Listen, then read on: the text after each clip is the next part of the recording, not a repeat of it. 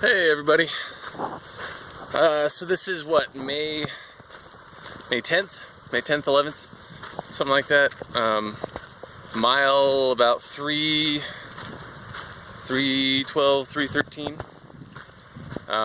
Yeah, down there, if you can see that. I don't know if you can hear it or not, I certainly can. Is a deep creek running down there. We're in been in this gorge for the last day and a half now. It's actually been really awesome listening to the sounds of the water down below. It's like kind of relaxing and tantalizing. Can't really quite get to it most of the time, as you can see way down there. And you can see the trail there has been suspended above the creek most of the way. Last night was an interesting night. I didn't intend to stop there, but just kind of ended up getting stuck there, as happens. Deep Creek Hot Spring. So it just, on the map, it just kind of says hot spring, and then in the water report it says a bunch of poo water. There's a lot of people that just take craps all over the place right next to the stream. So anyway, got there probably midday, and it was so freaking hot in this gorge. And there's shade, trees, and flowing cold water, and then there was a hot spring too, which wouldn't sound like it would be really nice to be in on a hot day, but it actually was. Just definitely don't put your head underwater, you know, for whatever's in that water. And if you're filtering water, go way above stream, above all the bathers and everybody. I think it was a Tuesday yesterday, and still, even then, there were a lot of people there, way more people than I'm used to being out on the trail. You know, I'll see maybe one or two new people every couple hours on the trail, generally. There was like 20 or 30 people, most of them naked. It's clothing optional, so that was interesting too. Now, I'm not against the human form or anything. It's just 300 miles of desert, and then come to this kind of oasis. And, you know, I mean, you see a bunch of naked people, a bunch of old man butt, and boobs everywhere. So it had its ups and downs. And then kind of staying there, though, I knew it was going to be a situation with a space and crowd like that. I mean, drum circle was inevitable, and I freaking knew it. I was trying to go to sleep, you know, because I rise with the sun and go to bed with the sun nowadays. The drums start up right as I'm trying to go to sleep. But it was cool. I talked to a lot of the people there, and they were actually really interested in the hike and everything that a lot of the people were doing, coming through, because it's right on the trail. I mean, that's the creek down there, you know, that feeds the hot springs and everything. Really cool spot, and really cool people. Pretty understanding. They actually turned down a lot of the speakers they had. Gotta say though, man, I'm mostly out here for a nature experience, you know, to be out in nature. And a lot of Southern California is just, there's so many people. You know, there's graffiti on a lot of the rocks here. And I've been picking up trash as I go. It's, you know, I'd like to think that people would develop more of a caretaker mentality out here, given the sheer beauty of this place. I mean, look at this. I mean, geez. I don't know if you can see the people I'm hiking with over there. There's tiny dots. This place is unfreaking believably gorgeous. But, you know, if we just treat it like it has been treated, it's just gonna go away.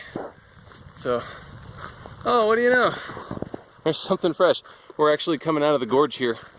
There is a dam right there. What do you know? It's dry behind it.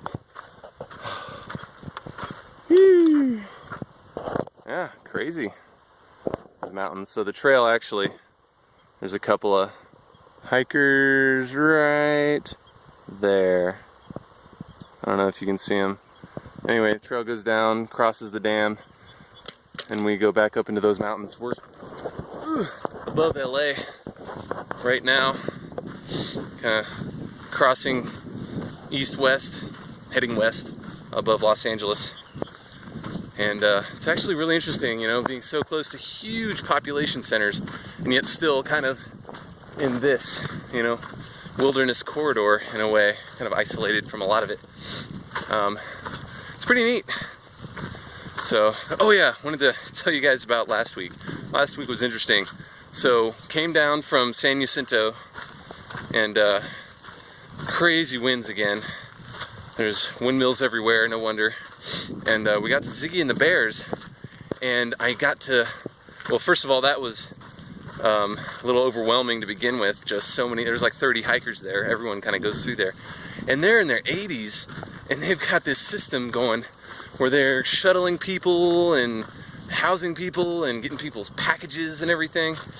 It's pretty unbelievable. But anyway, we got there, and because there was a fire closure, which is kind of a real bummer, turns out I only had to miss 42 miles of trail because of this fire closure. They're talking about reopening it in June or July, but maybe my plan is to come back down and redo that, or do that section, fill it in. But anyway, so we got a shuttle from a trail angel around San Bernardino, and then caught the bus on up to Big Bear, where we ended up grabbing a hotel room, a few of us, and I think you saw that video. And it just so happened that that was the night of a big snowstorm. And so then, you know, next day we went out and went back to mile 252, as close as we could get to the closure, and then hiked another day. And then I had to pop back into town because I was trying to get my package, but I was so far ahead of schedule that even given that extra day and hopping back into Big Bear, it wasn't there. So I just resupplied with stuff that I bought there, and it's all good. This is actually a relatively straightforward section, so maps, you know, haven't been too crucial to the whole matter. Oh man, this is kind of cool. I don't know if you can see him. It's a hiker down there. Right there, looks like an ant up across the dam. Oh yeah, wow. Good timing. I've been in this gorge for 2 days now, and now I'm about to pop out of it. Yeah, anyway, the last few days have been pretty neat. Feeling alright. Oh, I took it a little for granted being in the desert. A squirrel tried to get at one of my snacks.